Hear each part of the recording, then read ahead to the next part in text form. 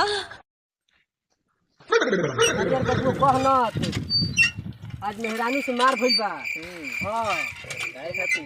अब काहे खातिर कहते कि काटे लग जा ना काटल जाई तो का खाई जी बाबा रहुए बताई ना काट हम तो काम चले वाला बा। तब तो मेहरानी कहते कि ना घरे रह के खाली हमारा की खाली देखत रही तो काम पेट भर जाई ना भरी नू।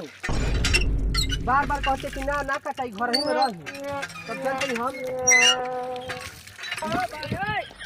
चलो अकेला में बैठ के अपन सोचो।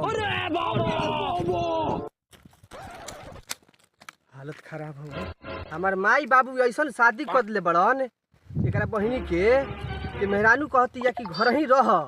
गेहूं चैत के महीना आ गईल गेहूं चरचराता आ मेहरानू कहती है कि घर ही में रह। ऐसा मेहरानू मिल गई एक भोसड़ी के हम कहतनी कि गेहूं काट तू कहते कि ना हमारा उठलाली चाट। बतावा ई कोन बात भइल?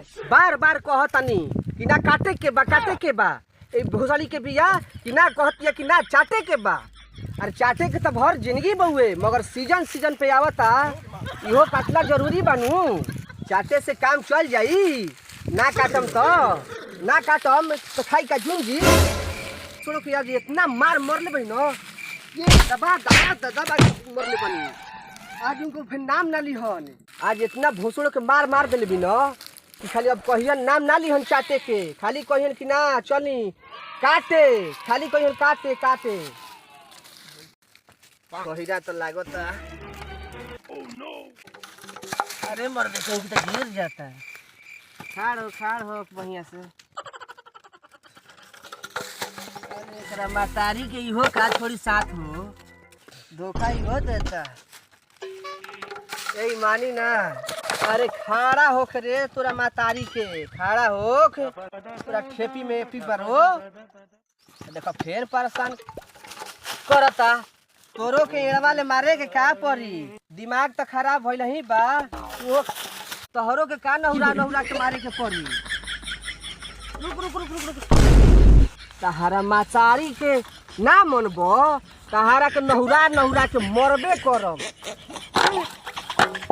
परेशान भाई तारा के खड़ा करत तू लहर ना खड़ा होखत लाड़े ना तू खड़ा होखतड़े तोरा खड़ा करत परेशान हो गइल भाई। तू एजी खो दबाव हम जाती ओजी खो दबावे चलो हो चलो तनी आराम कर लिया हो।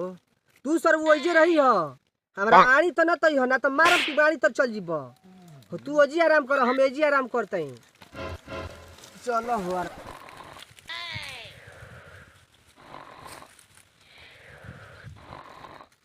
जूलिया के मेहरानू आइले जूलिया लौकत ये कहाँ बा ओकरा मेहरानू को पक करो।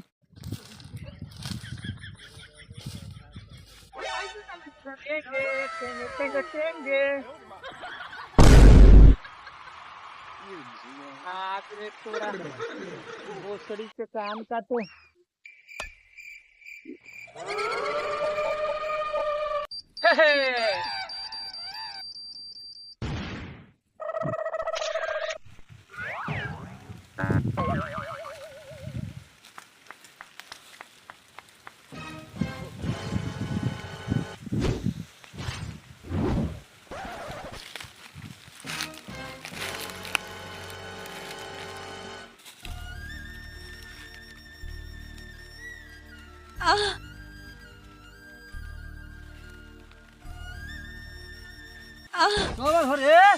अरे मर्द जूलिया का तू खोद के तू जगा ना सकत सही से।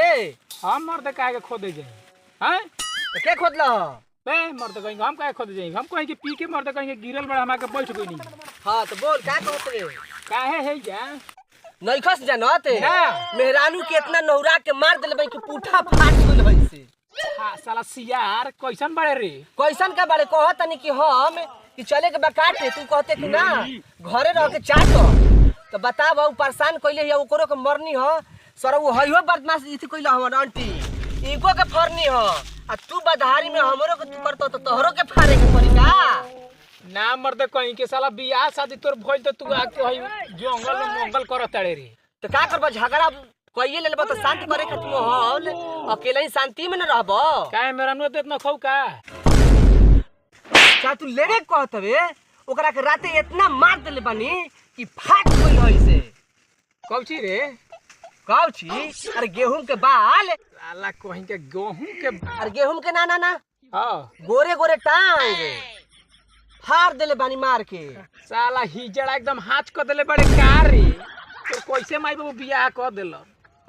अरे केन कैसे यार आ गइल हमरा पे कह की ओइसने औरत आवली सन कहती है कि खाली घर ही रह ओइसन ना चाही। अरे साला बढ़िया तो बा, घरे रहबो तो मजा बा।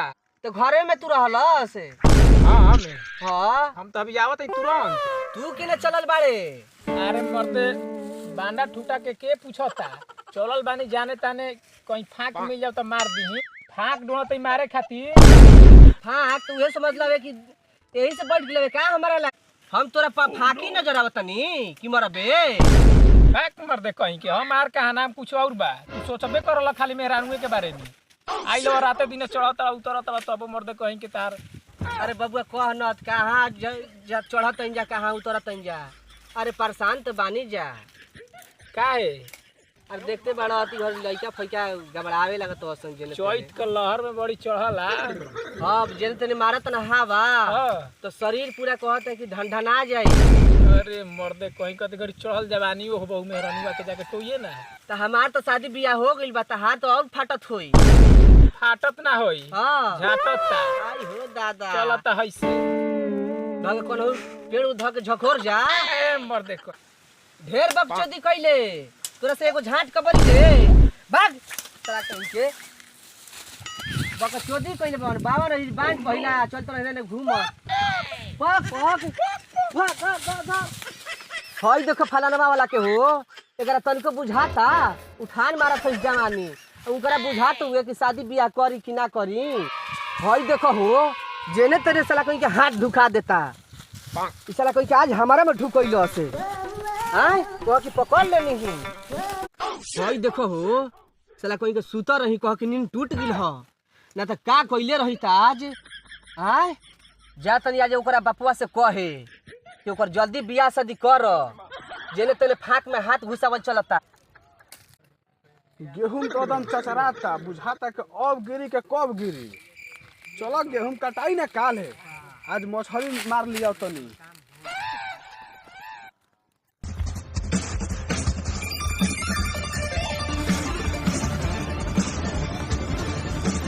का रे फुलगनवा वाला फूल तो फुलाइल बा टूटता के ना।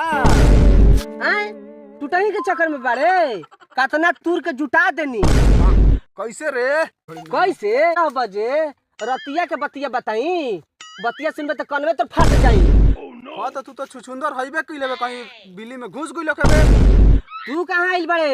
अरे हौ गई में मछली मारे आइल बानी हम। तो गढ़ही तो सब सुखिए गइल बा बियाह शादी हो गइल हऊ। अरे हम तो अभी लाड़े मरतानी। लाड़े काहे मरत हवे मछली मारे आइल ही बाड़े गढ़ही एक लेके जो उतने में काम तोर हो जाई। अरे होने कदई में का करे जाइबे हमारे गढ़ैया में मार ले का जइबा कदई में हमारे ठीक है कहत बा हमारे गढ़ैया में मार लो ना। कहां बउए? अरे ओने ना अरे कहाँ जाता कदई में ठीक है कहत बा हमारे गढ़ैया में मार लो ना। कहां बा तहर गड़हिया? हमार अगवे जाना तो ये बबुओ हां एके तो गरई रखले बानी हां ओकरा के पोस पास के इतना पहलवान कइले बानी हां कि तू लेके जइब न तो एके में कामे हो जाई। कौन गड़हिया हो? एकदम करिया बियानी ठहगर गरई के बात बा। कौन गड़हिया बताओ कहां बा ओकरा हम लेके जाई। ऐसन गरई बिया कि ओकरा में पाख इतना बा कोई पाखवा के तार देब न तो कितना जनिया तर जइहन। हम लाड़े दरी किल बड़े बताओ ना ओकरा के धली हमें बताओ करे बिया ध लेबे पूरा का लागत होगे तो चल तब धइये ले। बताओ रे बताओ काने बताओ का मन बे तो बता तनी धइये ले। अरे बताओ ना भैया काने बिया हे का बिया ध ले भैया हाँ। अरे